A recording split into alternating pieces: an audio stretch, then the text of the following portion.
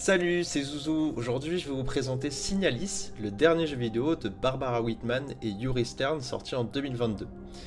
Où est-ce qu'il est dispo? Il est dispo à peu près sur beaucoup de plateformes, Windows, Switch, PlayStation 4 ou Xbox One encore. Du coup, a priori, vous pouvez le trouver sur PS5 et Xbox Series S. Je vais pas vérifier, mais ça m'étonnerait que ce soit pas le cas. Dans tous les cas, pour une fois, je vous présente un jeu vidéo. C'est un petit peu nouveau, on va dire. C'est une œuvre que je trouve très intéressante en termes d'écriture. C'est pour ça que je souhaite vous la présenter. Et voilà, on va aller dans le sujet. Et c'est parti. Signalis, je vais vous parler un petit peu du scénario tout simplement. C'est une expérience d'horreur et survie dans un futur dystopique déshumanisé. Percer un mystère cosmique, échapper à de terrifiantes créatures et survivre sur une planète inconnue en tant qu'Elster, une technicienne réplica à la recherche de ses rêves oubliés. Ça, c'est le scénario, le synopsis sans critique. Le scénario de Signalis, il est empreint d'une profondeur psychologique et d'une ambiance lugubre qui sont imprégnées de tonnes de références. L'approche ambiguë et l'absence de réponse facile, c'est le moins qu'on puisse dire, rendent le récit unique. L'originalité réside dans la manière dont l'histoire explore des thèmes sombres et des questions existentielles. On plonge dans un univers représentant une humanisation des machines et du futur qu'elle pourrait représenter dans un univers très étrange. Cet anthropomorphisme surprend et intrigue par ses choix caractériels et viscéraux. En français moins barbant, ça donne les machines ont des caractéristiques très humaines et organiques qui sont intelligemment utilisées pour renforcer l'horreur de l'histoire. J'y reviens après et j'essaierai de vous faire une vraie vidéo complète sur le sujet, mais ce sera pas pour cette vidéo là. Les personnages de Signalis sont... je sais pas du tout. Ce que je peux dire, c'est que les personnages incarnent les thèmes psychologiques du jeu, contribuant ainsi à l'atmosphère oppressante. Pour le reste, j'étais clairement perdu dans l'écriture, et c'est au niveau des personnages que c'est le plus dur de l'analyser. Et pour tenter de répondre à mes questions, on va se pencher sur les théories scénaristiques qui ont pu popper dans le monde.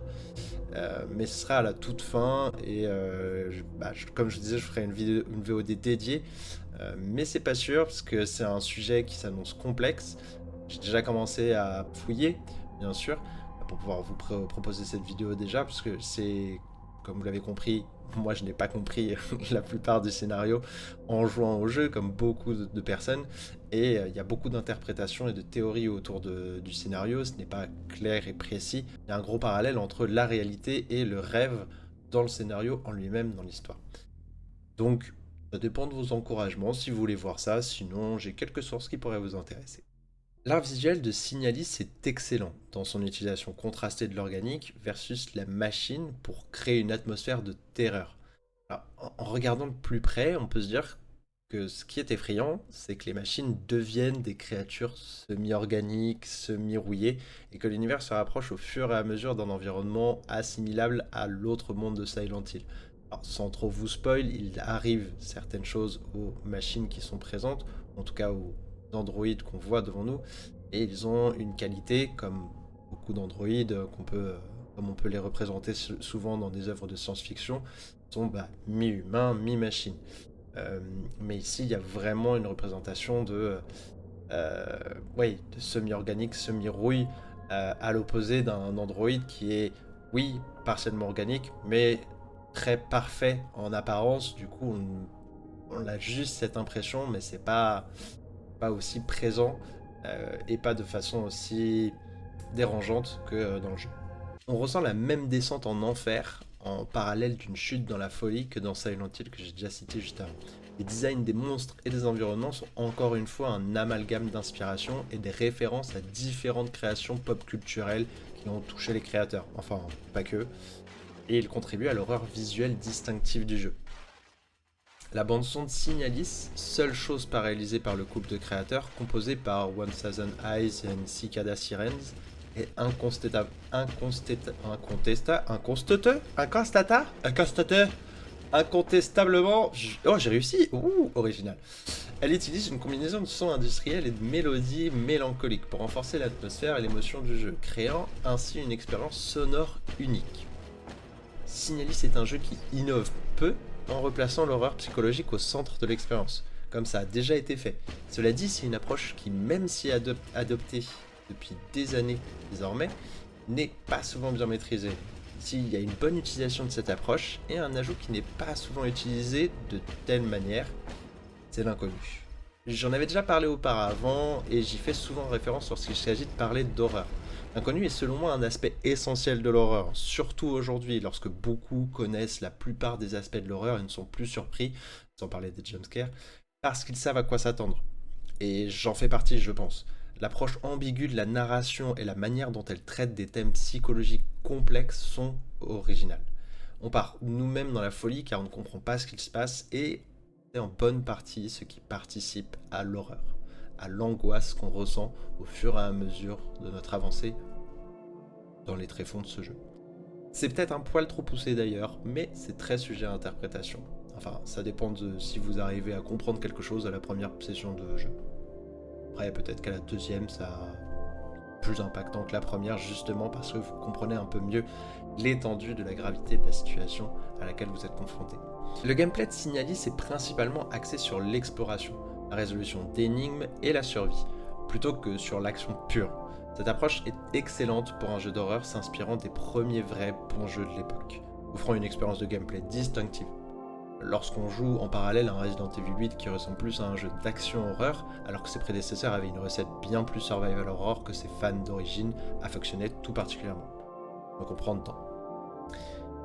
Les environnements de Signalis sont labyrinthiques, surtout à partir d'un certain moment, contribuant à un sentiment de désorientation et de danger constant. Le level design encourage l'exploration qui ajoute à l'atmosphère oppressante, car il faut aller voir partout pour avancer. Mais partout peut se présenter un danger. Les graphismes bien datés par rapport aux standards actuels contribuent à l'horreur, car on n'arrive pas bien à déterminer ce qui arrive aux créatures ou comment elles ont vu le jour. Ça rajoute à cette part d'inconnu qui nous empêche de savoir, deviner comment vont pouvoir se comporter les créatures. Seuls quelques indices disséminés dans le jeu peuvent t'aider à te préparer partiellement à ce qui peut t'attendre. Partiellement.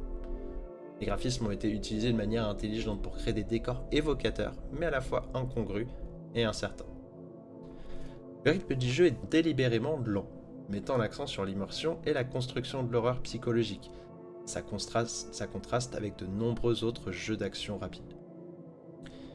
Conclusion, vous recherchez un jeu vidéo d'horreur et de survie comme on les a connus à l'époque avec un tas de références et une bonne créativité.